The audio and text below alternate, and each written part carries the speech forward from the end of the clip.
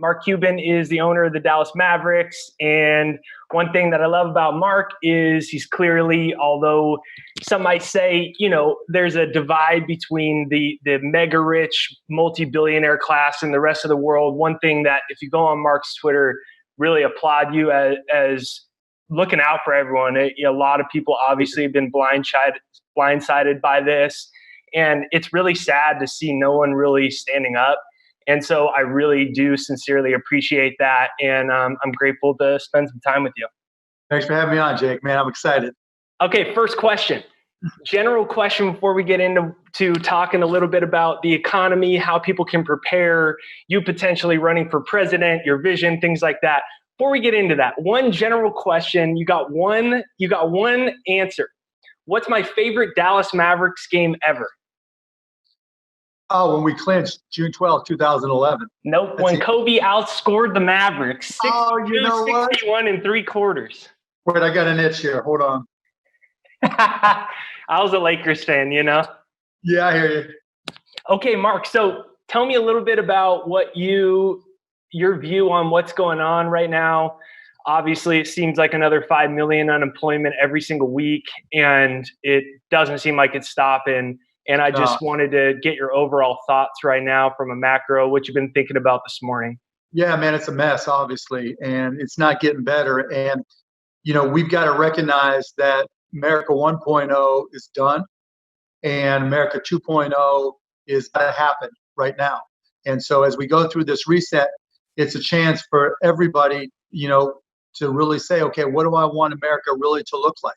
What should it look like? We know what we learned from before, some things, but now it's time for, people with a vision to step up and say, you know what, let's change the game. Let's make it work for everybody. So you've talked a lot recently using the exact term America 2.0. What do you mean by that? When you say 1.0 versus 2.0, what is 2.0 to you? 2.0 to me means we've got to start thinking, historically, look, I've started this. I'm like you, Jake, right? I was hustling every step of the way. I didn't have anything handed to me. I was selling door to door. I was selling out of my car. Anything I could sell, I would sell, right? It was just, I'll grind. It was just all about the grind, right?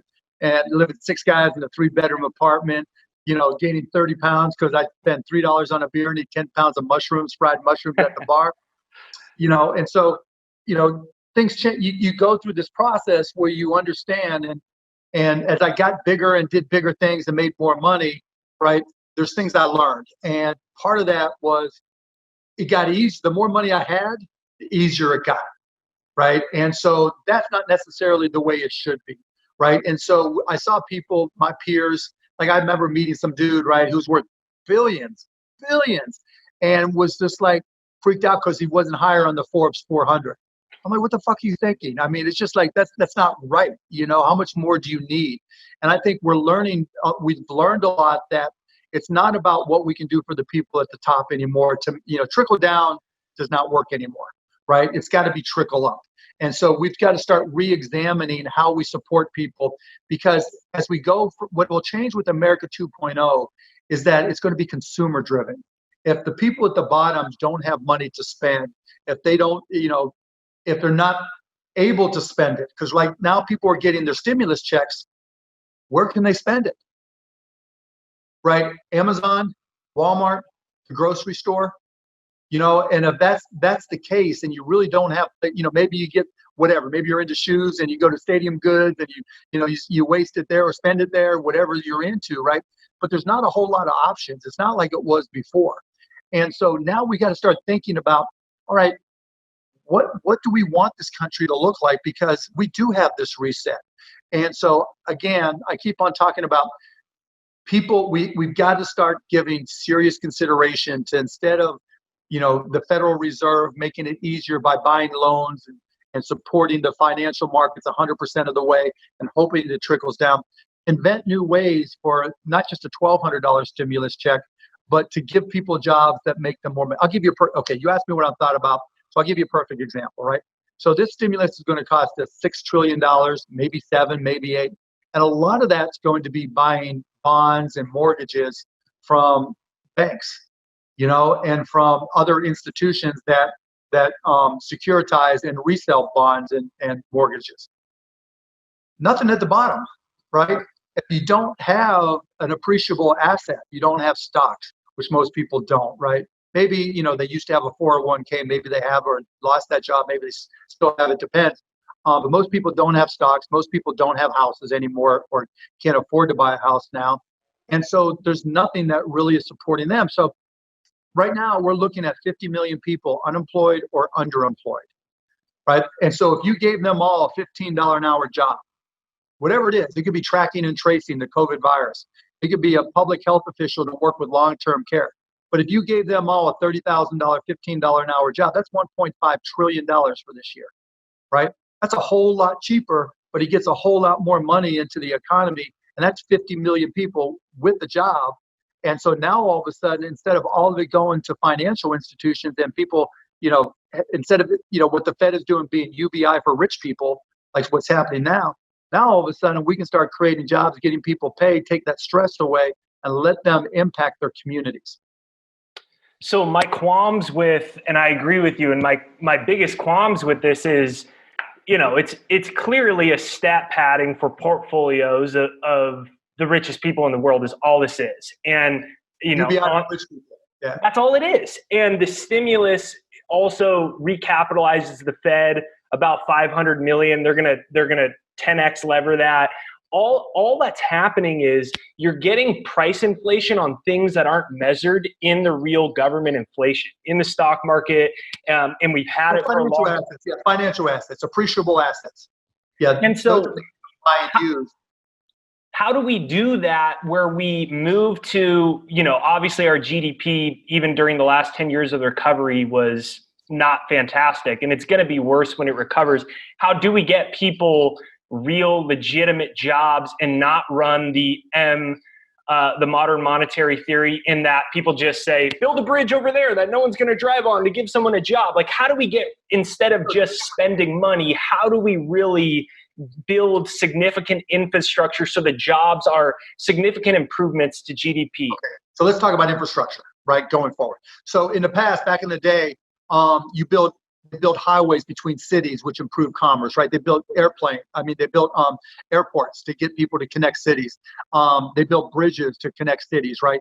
And that increased commerce back then, right? So you spend a little bit to keep those updated so people aren't in danger, but you have to start looking to say, as we go forward in a technologically driven world, where are the leverage points so that we can change the game and that America can compete globally? Something we haven't been able to do because of low-cost labor and technology. And so number one is robotics, right? So we need to really invest. Our infrastructure investment has to be first in robotics because we're behind Japan, we're behind Germany, we're behind China in doing these things. We don't create the best software, we don't create the best robots, we just buy them. And so we literally as a country have to invest so that we can become the best. Kind of like when we wanted to go to the moon, now we have to be the best at robotics. Now what happens from that? By giving robotics manual dexterity, by giving them the software, by giving them the tools they need, we can start bringing the manufacturing of almost every product here, right? So things that took advantage of low-cost labor in Asian countries, as an example, they're not as cheap as robotics. And so in aggregate, by bringing all this manufacturing over here, the aggregate employment will A, be better jobs, and B, in total, be more jobs than trying to recreate the manufacturing assembly lines of the past. So that's part one. Part two, when you do that, you also tax the robots. Because even though the robots will take some of the old jobs, but they'll create new jobs as well. You got to install them, you got to maintain them, you got to write software for them, you got to clean them. All these things that aren't, programming requires some more skill, but aren't high skill jobs. So you can be a high school graduate and do most of these jobs, but we still want to tax robots anyways, because we want to have a financial base for a lot of the other things that we are going to need to do. And I'd also tax cloud computing, because that leads to part two. What's the other quote unquote infrastructure thing we need to invest in? Artificial intelligence. Because China will tell you, Russia will tell you, whoever dominates artificial intelligence is going to dominate the technology and be the most vibrant economy in the world and be the most most advanced military in the world as well. And we're not investing as a country in that at all. And so we need to really focus on that. And then the third thing is precision medicine. We're learning with COVID that the virus treats every individual differently. There is no one size fits all. And that goes to the fact that each and every one of us, our bodies are like a math equation, and all the variables are different for each of us. And so COVID affects us one way, affects you one way, if you got it, me another way, everybody differently. And so by focusing on precision medicine or personalized medicine, we'll be able to invest in ways that we can preempt this from happening in the future. And it also changes the cost of healthcare and reduces it. And it also means we can be a lot safer, a lot stronger, and a lot healthier as a population. So regarding robots, and I've heard you talk on this point, one of my concerns with that, and you did discuss a little bit of an alleviation of my concern, is, okay, so what happens, and I understand 100% from the military aspect and the national defense aspect, we need to be ahead of China, we need to be ahead of Russia, absolutely. But my concern is from an economic perspective, and then thinking about the bottom 90% of America. So what happens when, because you better believe Walmart, you better believe Whole Foods, you better believe these companies are saying, shit, if we had more robots and less people, we wouldn't have as bad of a problem. So what happens when we're not talking about 5% of the labor force getting replaced. We're talking about maybe, I don't know. I mean, is it 50, 60% of the labor force? So let's do the math, right? So let's do the math, right? So right now we make just a tiny percentage of the products that Walmart and all these companies use, right? Almost all of them are manufactured overseas somewhere, right? And they're manufactured and purchased overseas because it's far less expensive to do that. Now, how do you get those jobs? How do you get those products to be manufactured? Robots. And so it's not so much about replacing existing jobs with robots. It's about saying, you know what? Every little, picket, every shoe, every bicycle rack, every whatever that's being made overseas, we're going to bring those over here. And we're going to write the software to do the robots. We're going to build the robots. We're going to install the robots. We're going to maintain the robots. We're going to need the land. We're going to need the facilities for the robots. Someone's going to have to clean those facilities. And so if it was just, we can't build anything that other nations build, we're just going to use robots to replace what we have here, you'd be exactly right. But the whole idea is to take everything else that's being manufactured outside the country and bring it here. Because if we don't, to paraphrase an old guy, Ross Perot, that sucking sound is going to be the sound of those jobs, more jobs going overseas because they're using robots and their costs are getting lower. And that's exactly what they're trying to do. They're trying to, because they don't give a shit about their people, right? And so they're trying to just say, you know what, we're going to use robots wherever we can. We're not going to import people from the small villages to come into the cities and work at these factories. We're just going to use robots. And if they do that, then we got no shot of catching up with them. But if we do that, and I'm a believer in American exceptionalism, we put all that brain power to work, then we can kick their ass. And if we do that, and now just to use fake numbers, if we're building 1 million products today, rather than those being at risk of being sucked out, if we're building 100 million products tomorrow, the aggregate number of jobs will be bigger. Okay, I understand. That alleviates a bit of my concern because I know neither way it's going to take my job, but that's my concern for a lot of lower skill or lower education level people, right? And there'll be a lot of lower skill jobs, no question. But look, we're going to have to manufacture jobs and we're going to have to figure out ways to pay more for it, particularly now, right? The testing and the tracing. That's going to be a job that needs to be manufactured by the feds, right? And pay everybody $30,000, $40,000 a year and hire 2 million people to do nothing but track and trace.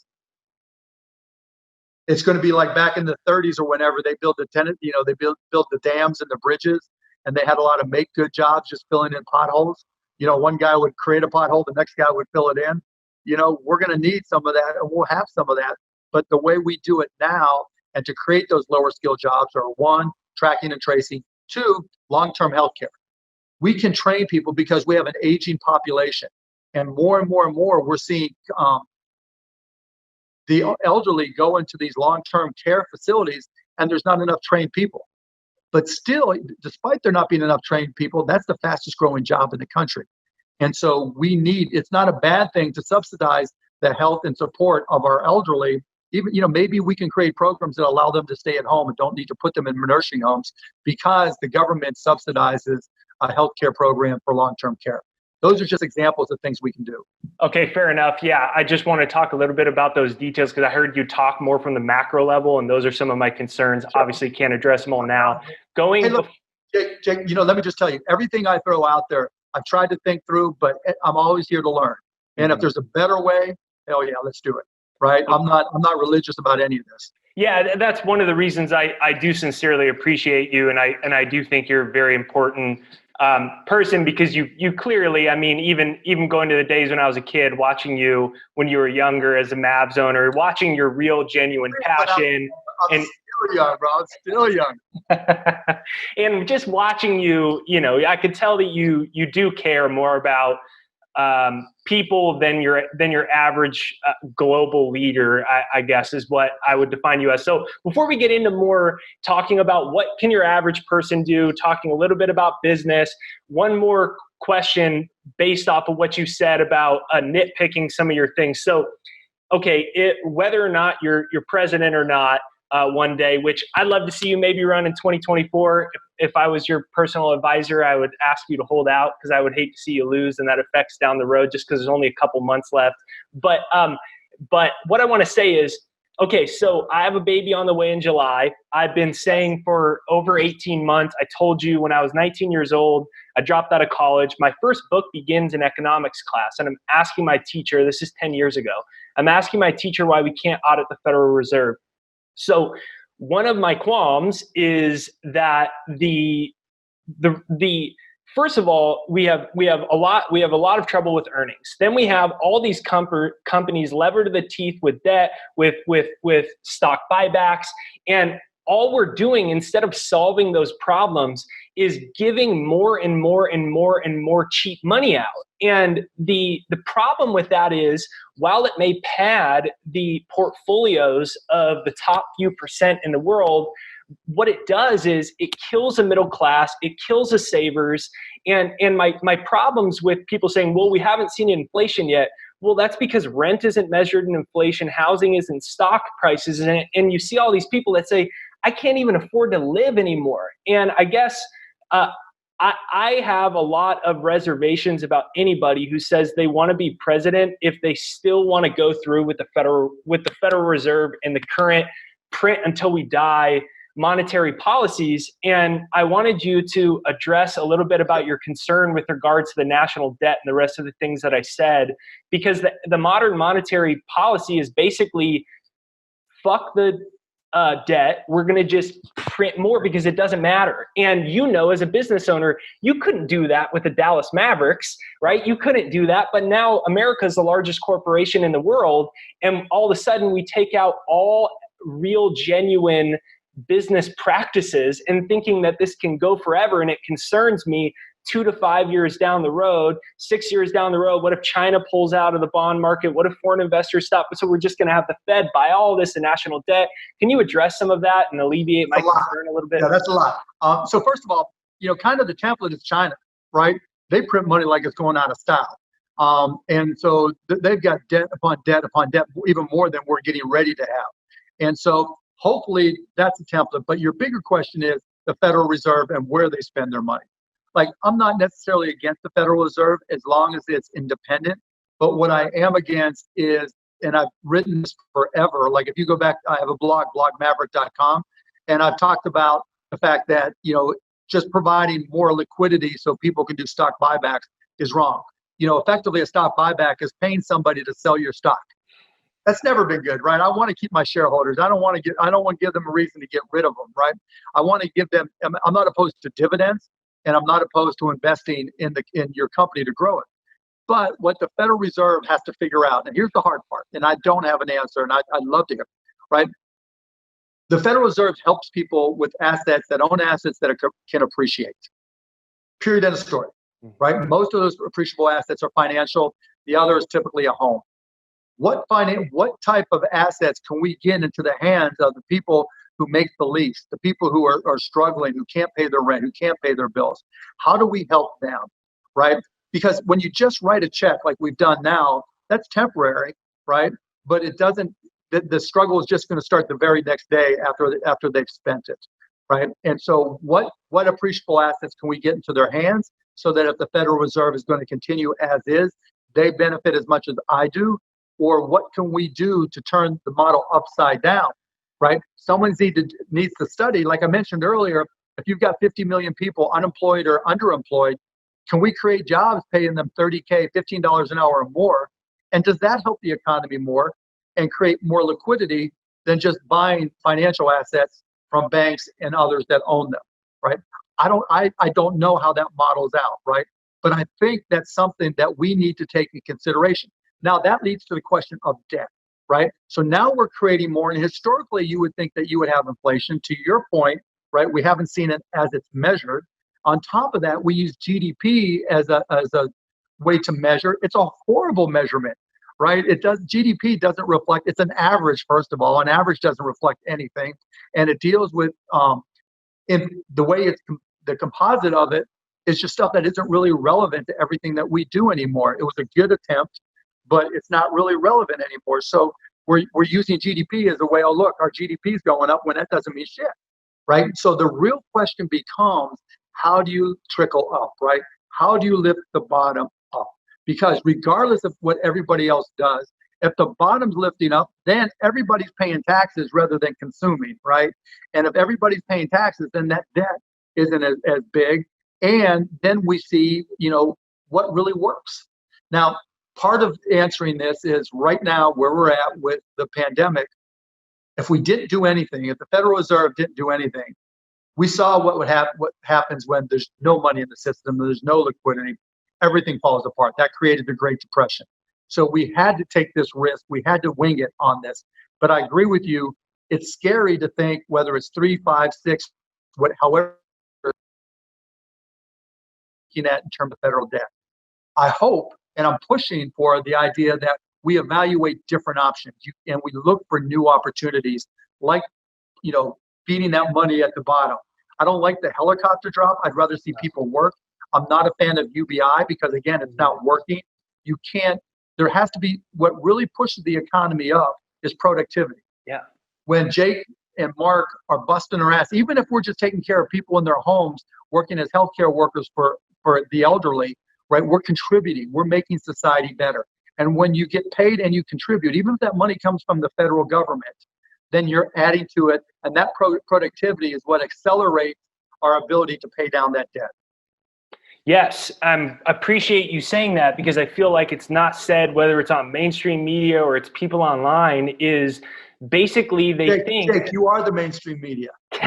We're becoming it. We got the same technology now. But my concern is it's like all these people have the wrong economic models in the position of power, and it's like all they're thinking is just put more money, and they're not even discussing how to increase, as you said, that's the opportunity. So when I talk about America 2.0, that's what's up right now, Jake. Yeah. Right. You got a million people, however many they're going to watch. There's some economists out there. There's some recent economist graduates or people who work for the government or people who work for banks that understand the financial institutions that we have and how to model all this stuff. Get them to fucking model it. Right. Get these, because this is what you got to do and impact, because nobody knows what's going to happen next. I don't know. You don't know. But people with a vision, people who want to have an impact can say, you know what? I got nothing else to do. I'm sitting here playing 2K, or I'm sitting here doing TikToks with my kids, in my case, right? And it's just like, now's the time. What the fuck else do you have to do? Why not you? Why not us? Why not all your viewers and listeners? Why can't they come up with a model that's better? Because you're never going to have an opportunity to get people to watch or listen better than what's going on right now. And you don't want to be in a position that 3 years from now, something really bad happens. You go, fuck, why didn't I do this? I'm going to tell you why I was on Dancing with the Stars way back when. Because I did Dancing with the Stars because I said, you know what? I don't want to be 90 years old and think, damn, why didn't I do that? Right? And now's the opportunity. If you have a business idea, if you have a new model for the Fed, if you have a new way to impact the destiny of this country, to turn America 2.0 into something different and special, fucking go for it. Why wouldn't you? Why not you? Right? Why not all your listeners? Why not the power of, Jake Ducey's podcast? Right? getting it out there and making it happen, because now is the time. There will never, ever, ever be a better time. Amen, Mark Cuban. So let's talk about that, because one of the things that I've talked the most about is the importance right now for people, in essence, talking about the same vocabulary we're discussing, is people getting into production, starting their own businesses, moving to the entrepreneurial endeavors. Because then you look at the money printing isn't going to stop. We haven't even discussed the pension crisis. It's never discussed. All the pensions are underfunded. I said, hey, I'm on the economic council with the president, right? And trust me, I brought up pensions and using some of this money to build up pensions, particularly if you're going to loan money to a company that has a severely underfunded pension. You better make sure that they get a little bit more and fund that pension, because we know who's going to get hit if that pension fails. And it's not just who's going to get hit. Then you look at the state problems, but then it's people like, it's my generation, because what they're going to do is just bail everybody out again, print more money again. All of them are underfunded. A lot of them, there's all these weird, I'm not sure if you know who Ted Siddell is. He's a former SEC lawyer. He's now the top lawyer in the world suing pensions. He has a bunch of books, one of them with Robert Kiyosaki from Rich Dad Poor Dad, Who Stole My Pensions. But that's another concern of mine. But bring it back to what can people do today, and why I think it's so. The reality is things are going to get more expensive, whether there's significant inflation and measurable or not. I don't know that's a certainty, right? Because you might have to reduce price.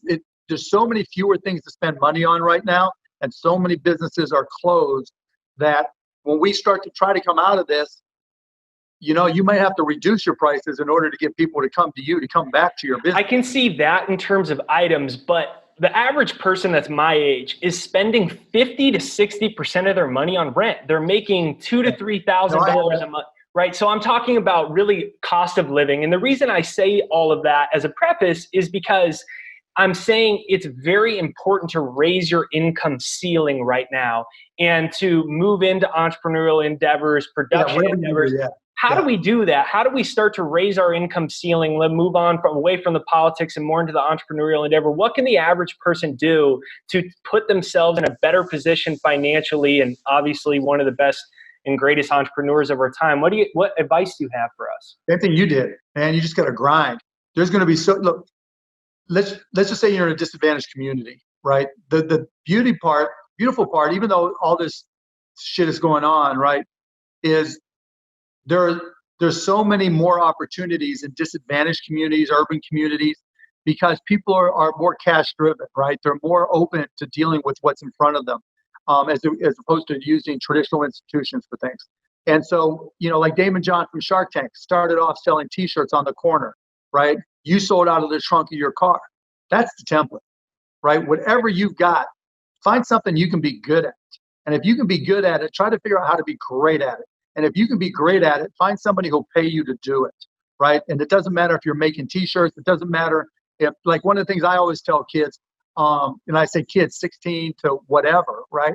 Like, if I was starting all over again, if I was in high school and all this shit hit, I'd learn how to be an Alexa expert. I learned how to be a Google Home expert. And I'll tell you why. Because people are going to be afraid of touching anything, right? And particularly in businesses, And, if you use Alexa at all, you can program it, and it's really easy to program. It's about as hard as doing an HTML page for a website. Yet people don't know that, and they haven't even looked at it.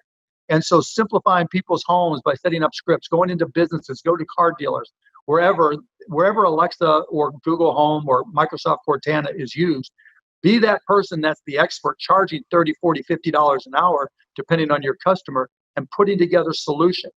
Those are the types of things that you can figure out. Putting together a sanitation, doing sanitation for everywhere and anywhere. Grandma and grandpa aren't going to sit on that park bench unless they know it's clean. They're not going to want to buy in a clothing store if they don't know if somebody's tried on that clothing before. You won't either, right? You walk into a place that sells Supreme and you see that shirt and it's wrapped, you'll buy it. Are you going to try on those shoes? Are you going to try, just grab those shoes and just, try them on, right? No, right? Maybe you might if they're the right price, but you're going to be concerned, at least at some level, right? So I've talked to people about doing augmented reality apps so that when you point it at anything in a given business, whether it's t-shirts, shoes, whatever it may be, it shows the last time someone touched it and what's been done to clean it ever since. People, they make us wear these masks, and I hope they don't. If they make us wear these masks, where are you going to put them on? How are you going to dispose of them? What about kids? Right? Kids are, if you put a mask on a kid's face, he's just going to touch his face more. You're going to find out real soon. And so there are just so many things that haven't been thought through. And when they're not thought through, that's opportunity. And again, underprivileged urban community, there's going to be a lot of side hustles, because there's a lot more proximity to people. They're a lot denser. And so you're going to be able to come up with more ideas and do more things more quickly without having to get investors, just sweat equity. And so I'd be out, if it were me, and trust me, I've thought about it, if I was in high school, or if I was, just graduated, and I'm sleeping 6 guys in a 3-bedroom apartment because that's the only way we can afford the rent, kind of like now. And I didn't have my own room, nothing. And I couldn't work as a bartender like I did at night. What would I sell? Right? I might go sell garbage bags door to door like I did when I was 12. I might do hazmat garbage bags, right? I might come up with anything that I could drop off at someone's house, just things that I can do that can start off as a side hustle and turn into a real business. That's what you got to do. Get that side hustle that pays some extra, go from there. So I was just talking to Jack Canfield, the creator of Chicken Soup for the Soul, the other day, and it reminded because he was discussing similar thing, and he said he was talking about all the great stories he heard, and he said one of the best ones he heard talking about dropping things off at house was a friend or a client of his that had a gym, and he was like, oh, like most gym people, oh shit, I'm out of business.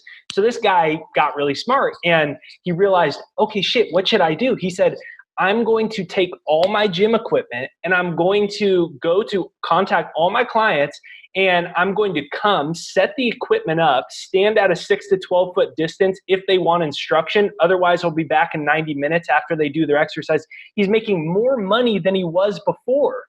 And he just goes around all day, fills his truck up and drops them off. Amen. Amen, man. And there's 1,000 ways to do the exact same thing. Okay, so if I really wanted to do something freaky, right, I'd buy myself a hazmat suit or find one used somewhere, right? And then I'd be going bam, bam, bam, bam, bam, right? All that nasty stuff you're afraid to touch because you think somebody might be sick at your business.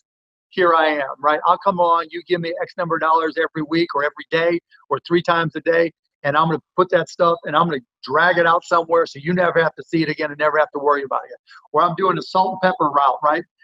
Whatever, right? Just whatever you need to do, just try it. What's the worst thing? Look, it's called the power of broke, like Damon calls it, right? When I was broke, when I was sleeping 6 guys on a 3-bedroom apartment, literally nothing. You know how I got my car? It was on the side of the road. I had no car. My car broke down. It was on the side of the road. And I said, this was the Trans Am, and it was nice enough. And I said, it must belong to a bank. There must be money on it. So I opened the door, right? And boom, there's bank papers right there in the glove compartment. Called up the bank and said, someone abandoned this car. Can I take over the payments? I didn't even have the money for the payment, but they're like, thank you, you found it, right? Just look, you just got to go. And so, I would just be figuring out any side hustle I could, right? No matter what it was, based in this new America 2.0, what is it that your friends need, that people need, that they will pay you? Think of it as an arbitrage on time, right? When you're struggling, right, your time is worth X. As people around you do better, their time is worth X plus, and they'll pay you somewhere in between to save them time, particularly now when they don't want to go out, right? They don't want to do anything. And so, there's so many different types of side hustles that people can start, but those side hustles are the ones that turn into businesses, real businesses, as you know, better than anybody. There's a quote, I'm not sure better than anybody, but I appreciate the kind words. There's a quote that I love that I wish everybody could grasp right now. And it says that you aren't limited by your resources, only your resourcefulness. And I feel like we're really in that place right now where that's so important is resourcefulness, right? Yeah. I mean, what do you got to lose? What do you got to lose? You fail. You went any lower? No, right? You make it, it's like, bam, right? Look, it doesn't matter how many times you fail. You only got to be right one time and everybody will tell you how lucky you are. Why not? What do you got to fucking lose? I don't care if you're stuck, you're by yourself. You got all the time in the world to figure out something and try something and do the research. And then, the minute you can get out of the house and do it, or whatever you can do that allows you to get out of the house and make that sale, or doing it all online and drop shipping it, or, selling this, doing your own little baby eBay and all the stuff that you have that you're making available, or doing barter. Like someone just came to me with an idea for barter. I'm like, oh, damn, why didn't I think of that? Because they're right.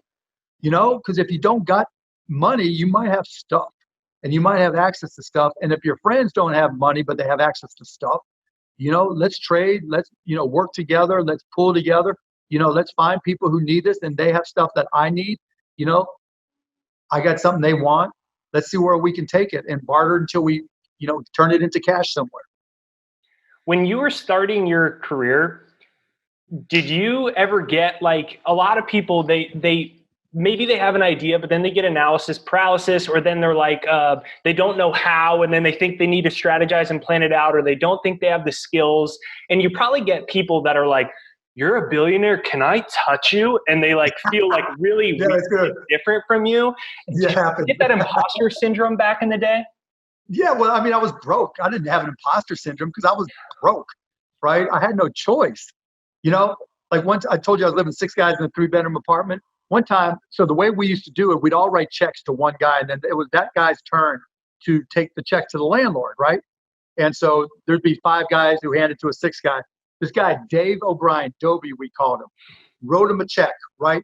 Next thing we know, Dobie's gone, right? Haven't seen him since, but I did get an email from him about 10 years ago saying, hey, Mark, so excited for you. I'm like, motherfucker, you owe me money. And he sent me a check and I cashed it. So how do you get over that imposter syndrome? You just got to go. You just got to stop being, which is worse, being broke or being afraid? I'd rather be a little bit afraid and hesitant. You just got to get through that and just try it, right? What's the worst thing that can happen? And it's not so much imposter syndrome. I think where people fail is they think they need to raise money. And that's, sweat equity is typically the best equity, right? Your piss, your vinegar, your effort, right? Dude, the one thing in life you can control is your effort, right? It's one of my favorite sayings. And so you just got to say, fuck it. I don't care. I'm going to try. I'm going to see what happens. It's like asking that person out on a date, that little fear that initially, maybe they say no, maybe they say yes, but you just got to go. You don't know until you go. And that's the advice I give everybody. And some people, and then the second question is, well, I don't know what kind of business to start. Yeah. What should I do? What do you think I should do? You got to find something you like. And then just try, right? And, and if you like it, and then you figure out you can be good at it, and it doesn't have to be something you're passionate about, because all this, you'll follow your passion. Not now, right? I wanted to be a basketball player, but you've got to find something that you can do. You got to find something that you can sell, a skill set you have that you can monetize. And then you just got to say, go, right? Just go. And then if you get good at it, nobody quits anything they're good at, because then you get that taste, right? And then it's like, oh my goodness, all right, I got a little bit going. I remember like I got fired from my job and I'd started this company, and it was a struggle, but I remember thinking, okay, I'm in business 1 month. Oh my God, 1 month. Then every single month on the anniversary, 2 months. It's been 2 months. I'm still an entrepreneur. I'm still in business in 3 and 4. And then 7 years later, I still hadn't taken a vacation, but I loved every damn minute of it, right? Then it turned into a business I could sell. And along the way, Jake, let me just tell you, 2 years in, maybe 3 employees in, we had like it was a company called Micro Solutions. It was a tech company. And we had like $84,000 in the bank. And then one day I get a call from this dude at a local Texas bank. He goes, son, I just want to tell you, we just had this lady come through the drive-through, and she had put white out on the payee and written her name in the checks. I'm like, you didn't cash them, did you? And well, of course we did. That's the rule, son. Renee Hardy's her name. She took $82,000 of the $84,000 we had in the bank. Gone, right? And like initially I was pissed, but that lasted like 10 minutes because like, well, if I want this thing to keep on going, I got to go back to work. Call my vendors, told them what happened because they were payables checks, and just said, you know what? Here's where we are. can you work with me? Because you've seen what we've done over the last couple of years. And if you work with me, I'll make it work. And that's what they did. And that's the same thing as now. Everybody's scared, right? And so if you got that idea and you think there's somebody, just talk to them, communicate, be transparent, be honest. Selling is not about trying to convince somebody. Selling is just about being honest and trying to help somebody, right? And if you do that, maybe that side hustle turns into something you can make some money, and then it turns into something bigger. And then, you know what? In a few years, we're going to look back and it's going to be like, yeah, I was listening to Jake and he gave me the motivation to go. And now my company's worth $746 billion. You just never know. Yeah, I think that's the thing is people being able to turn that noise down, right? Because it's like there's a lot of people looking at their bank account and there's not enough digits in there at all. And something like you where it was 84, then it turns into 2000 and it's like, how do you turn that noise down, whether it's turning the news off for a while? How do you turn that noise down to just like say, because I think this is the most important thing. I feel like in order for America to succeed again, we need to breed productive entrepreneurs right now, even people that never thought of themselves as one before. That's why I do Shark Tank, right? That's the whole reason I do Shark Tank, because it sends the message every day. If these people that come on the show, and they've started businesses in the middle of nowhere with nothing, if they can do it, I can do it. And I mean, it happens every day. People come up to me or did come up to me, and it's just like, yo, I've been watching Shark Tank, and that's how I started this or that. So I'll give my plug Friday nights on ABC, watch Shark Tank. But yeah, look, it's just a matter of left or right.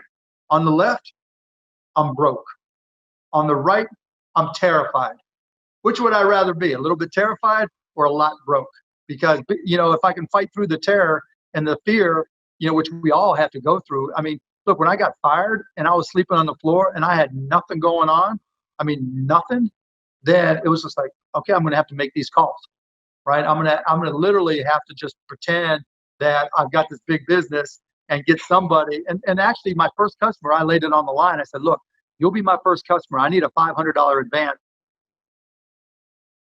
That I know you want, right? So if you advance it to me, if it doesn't work, I'll wash your car, I'll walk your dog, I'll do whatever. And fortunately, it worked. And then they were like, oh, that's awesome. Mark sent me to another one. He sent me to another, da-da-da-da-da-da-da. And that all came from me being fired. And so, you've got the choice of being afraid. And look, I'll tell you about a company that failed, right? I started trying to sell powdered milk. This was right after I graduated, right? And I didn't have a job because even back when I graduated, way back when, like, I went to Indiana University and the unemployment rate in Indiana was 20%. Wow. It was a mess. Yeah. And so I figured, well, everybody needs to save money. I'm going to sell powdered milk because powdered milk costs less and everybody needs milk for their cereal. Doesn't matter if it doesn't taste quite as good.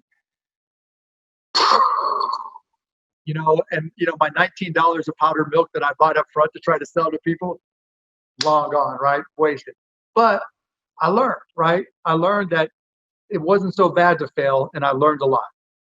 You just got to recognize, look, if your friend was sick, would you help your friend, right? If somebody was at risk, would you help them?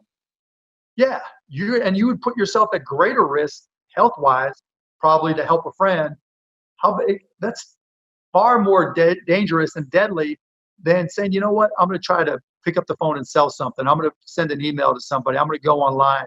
I'm going to do this or do that and create this. We take far worse chances almost every day.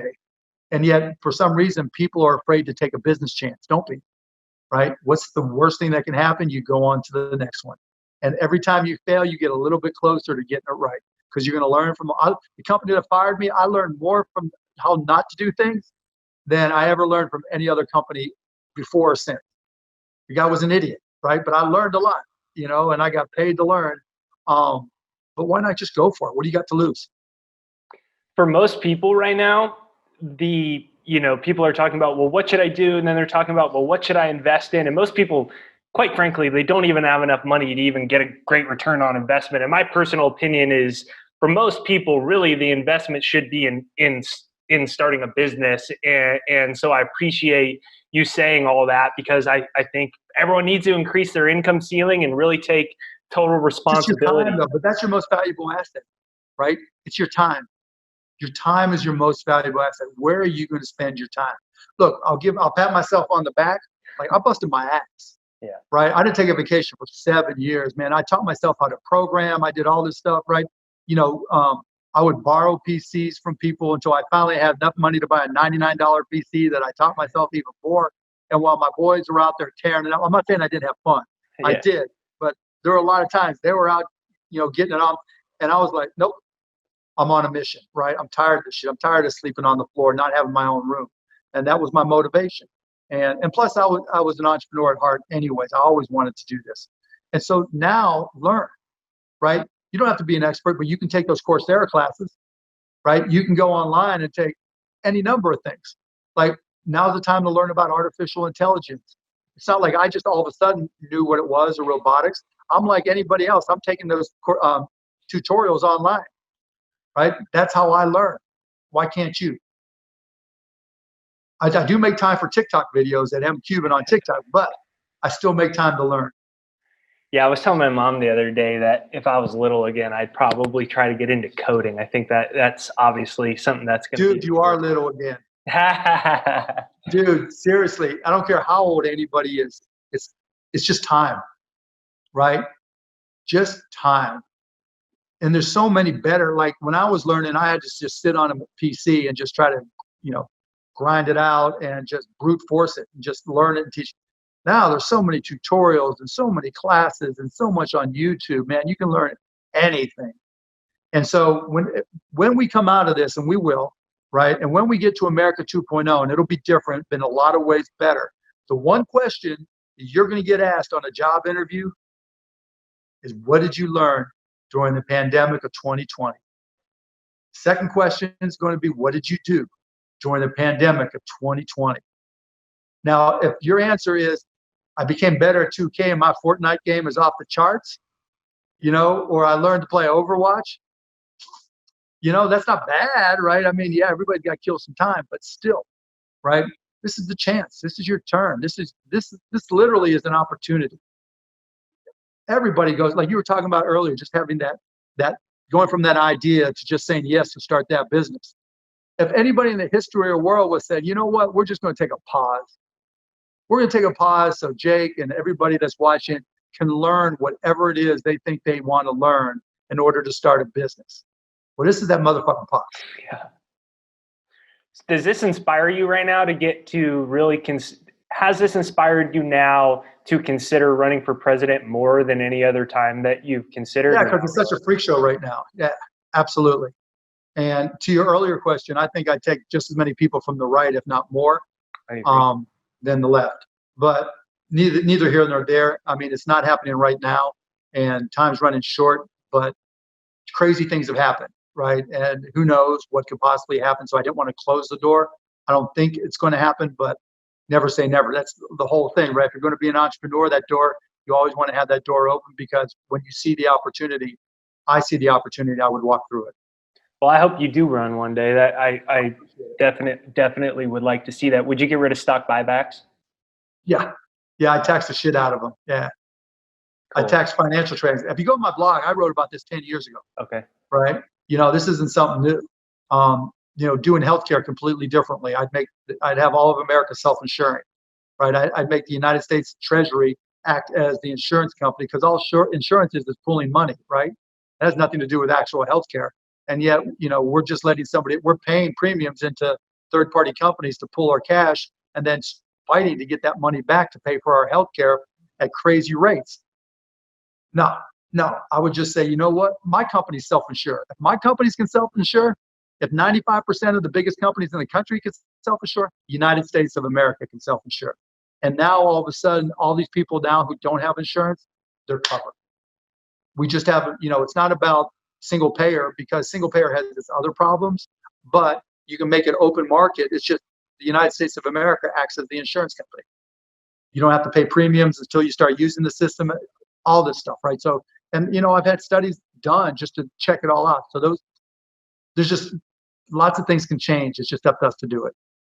What would be the catalyst that would make you, if time's running low now, what would be the catalyst that would make you run in 2024? 2024, I don't know, probably my family, because they're the ones who voted against it, or I would have run already. I mean, pre-pandemic, politics was brutal. And my kids are 10, 13, and 16, and I'd rather spend time doing TikTok videos with them or trying to convince them to clean their room than them getting beat up and abused online and getting shit from all their friends, right? It's just not right. And that time is just too valuable for me and my wife with our kids.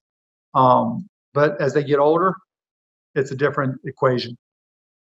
Yeah, I kind of think you're a little insane for doing it from that perspective. It's brutal. Yeah, absolutely. Yeah, but you know what? Things are brutal right now, period. But again, I'm big on all these little sayings that I have. It's like my little quick shortcuts to remind myself. Yeah, give me some. You don't have to be the leader to be a leader, right? And that's what I've tried to do during all this. And that's why, because when I have a conversation like this, I learn, right? And I get to bounce my ideas off of people. And that's why you see me just try to do interviews with as many different types of people with different skill sets, smart people like yourself that can just, okay, I'm going to challenge the shit, right? Good. I'm not like our president now, who if you challenge me, it's a problem. To me, that's an opportunity, right? Because it makes me smarter about what I'm doing, and it gives me more questions I know I need to answer. And so if I keep on doing this, by the time the next election rolls around, hopefully I'll be even better prepared and can even contribute more. Give me, I know your time's really busy. I sincerely appreciate you taking the time. Give me one thing that you are excited or grateful about right now that you're seeing unfolding that can be something that people can gnaw on as we come to an end here. Just the community, everybody, the love that everybody shares. I kind of think it started with Kobe. Honestly, when Kobe died, then I was hugging people and tell people that I barely knew I loved them, something I never would have done before. And we kind of had that feeling of, life is so short and you never know when tragedy is going to hit. And now that tragedy is global. And I think we've taken one step further and said, you know what? I'm going to have to realize that even though I can't physically touch people outside my family or my immediate circle, right?